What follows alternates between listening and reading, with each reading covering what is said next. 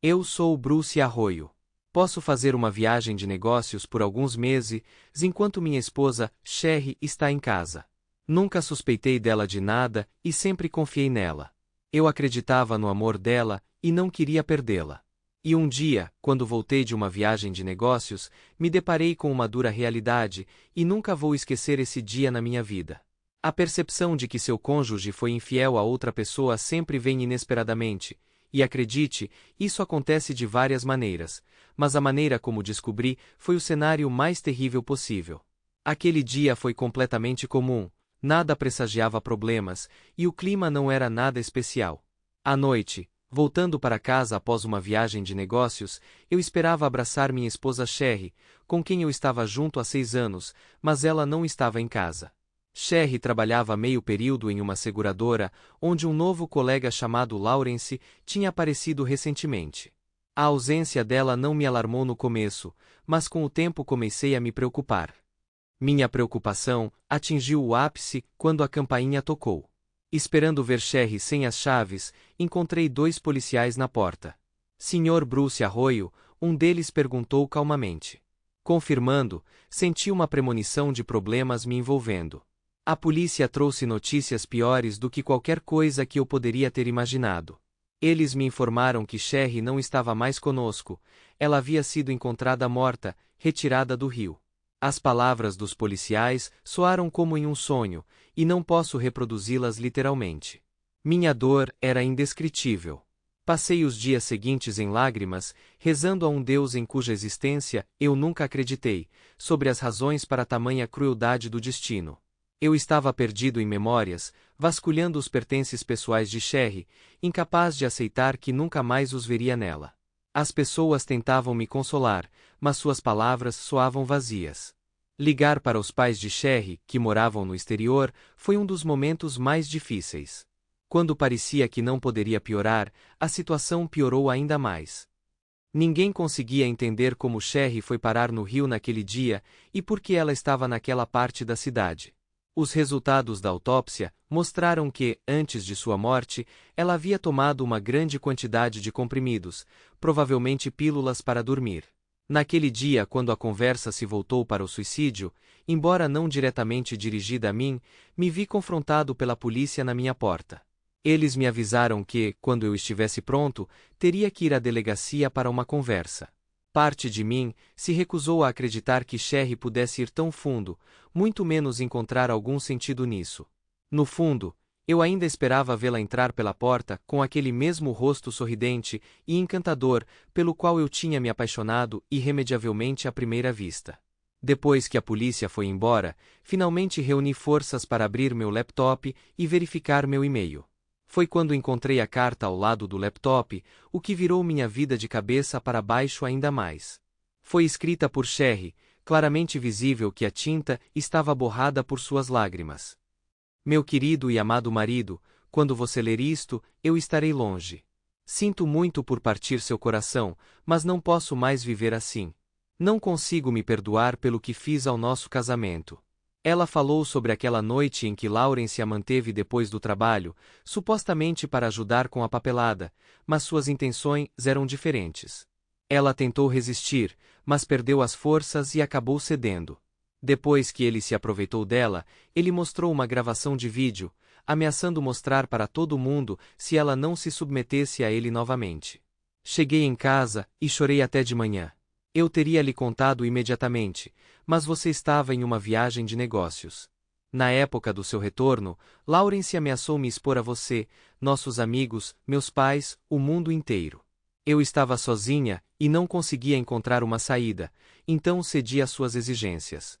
Perdoe-me, meu amor, não posso mais suportar isso e preciso dar um fim a isso. Não poderei encontrá-lo quando você retornar e não poderei encarar o mundo. Rezo para que você possa me perdoar pela minha escolha. Espero que você encontre forças para me perdoar e possa encontrar alguém que mereça ser sua esposa. Com amor, Sherry. Não há palavras para expressar o que senti ao ler esta carta. Não consigo juntar meus pensamentos diante de tamanha perda e traição.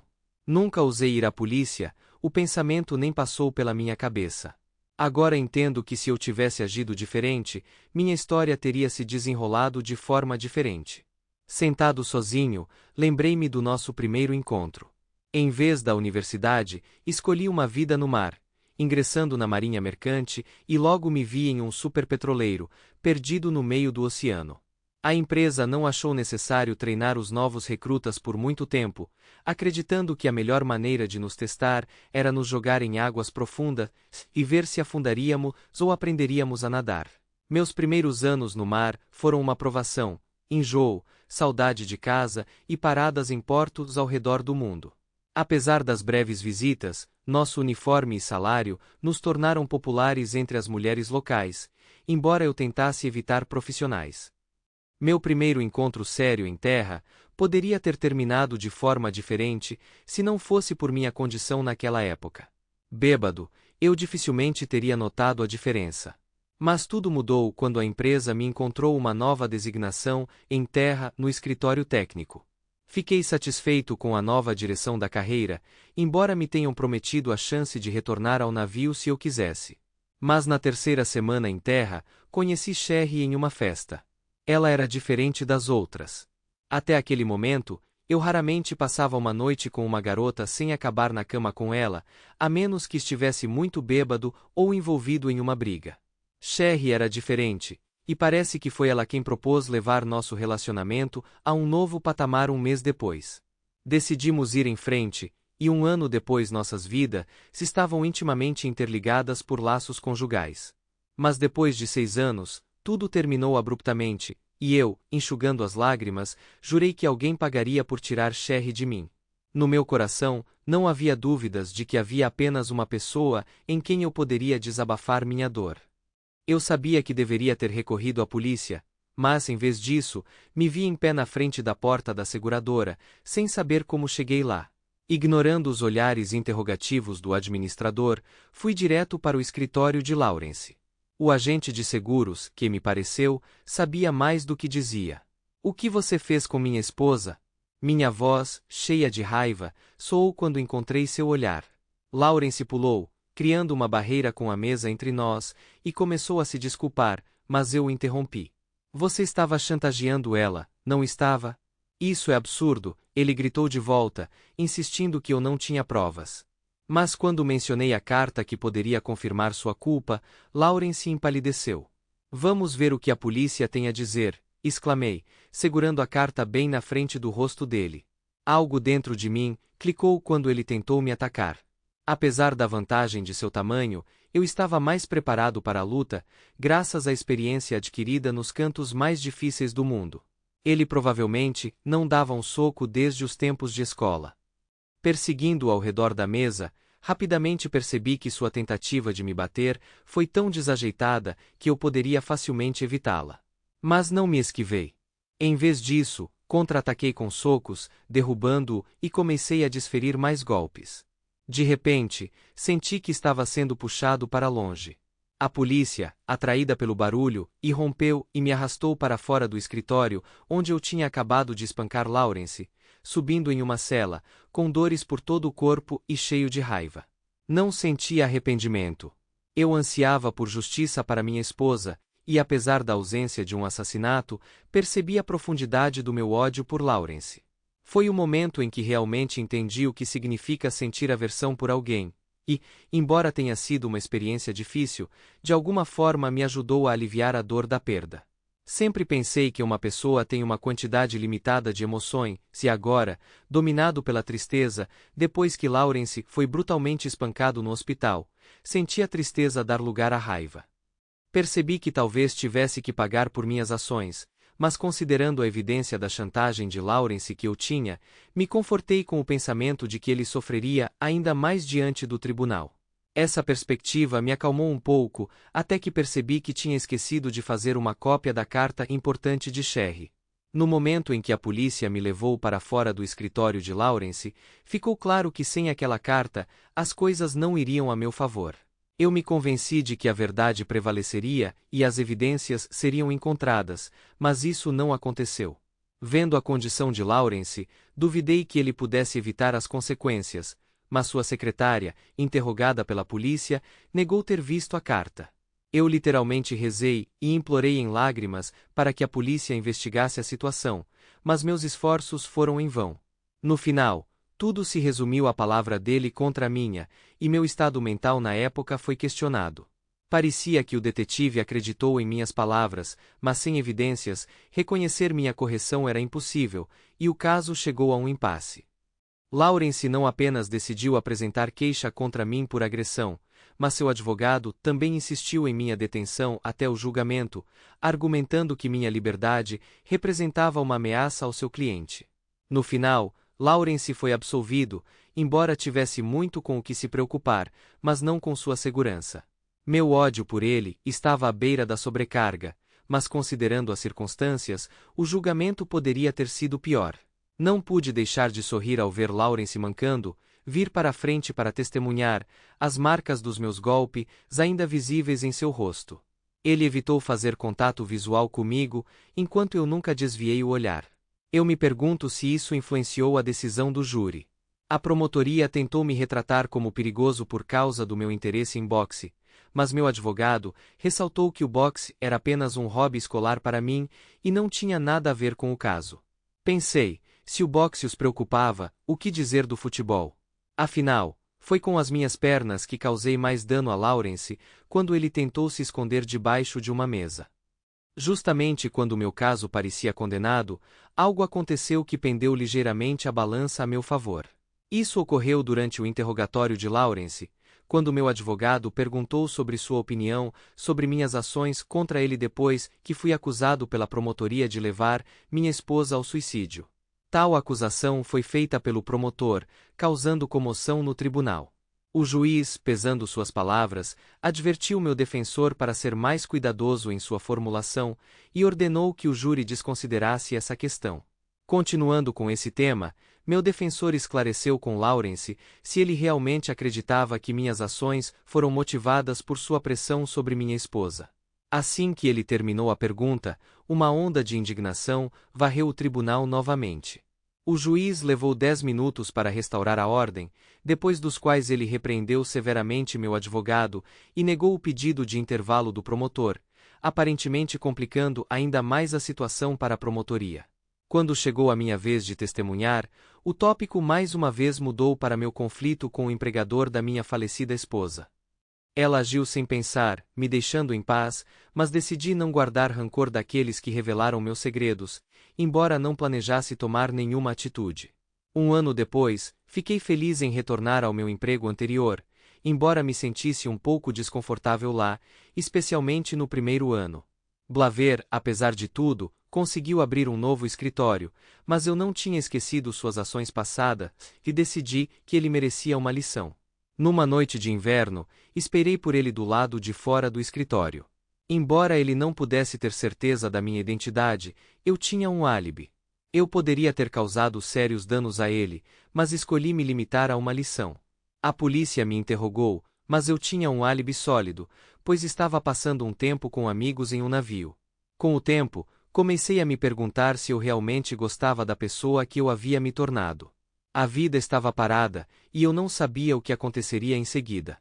Percebendo que era hora de fazer mudanças radicais na minha vida, decidi que precisava mergulhar na vastidão do mar mais uma vez. Ele fez uma investida desajeitada, da qual eu desviei, olhando ao redor em busca de testemunhas do nosso confronto. Ele tentou me bater de novo, e eu respondi dramaticamente ao seu golpe, lembrando do meu breve treinamento de boxe. Seu próximo soco me pegou desprevenido, fazendo com que eu jogasse minha cabeça para trás de dor. Quase instintivamente, dei um gancho de esquerda direto em seu rosto, sentindo algo estalar sob meu punho. Então tentei acertar um gancho de direita em seu queixo desprotegido, mas errei, atingindo mais baixo do que pretendia e errando o alvo por vários centímetros. Errando seu queixo, eu acertei diretamente sua garganta. A sensação como se eu tivesse esmagado sua laringe era indescritível. Ele caiu no chão, segurando seu pescoço, fazendo sons terríveis de tosse. Eu estava pronto para dar outro golpe, dessa vez no ponto mais doloroso, mas no último momento parei, pensando nas consequências com tantas testemunhas ao redor. Ele não vale a pena, Pensei e fui embora. 1 hora depois, eu me vi na delegacia, registrando um boletim de ocorrência, incluindo os nomes e endereços de 5 testemunhas de seu ataque a mim. No tribunal, onde seus amigos estavam presentes, testemunhei contra ele. Sonhei com ele recebendo uma sentença perpétua, mas no final, o tribunal só lhe deu 3 meses de liberdade condicional. Este veredito não me surpreendeu, mas de alguma forma suavizou minha indignação. Embora não tenha destruído completamente meu ódio, o desejo de vingança tornou-se menos agudo.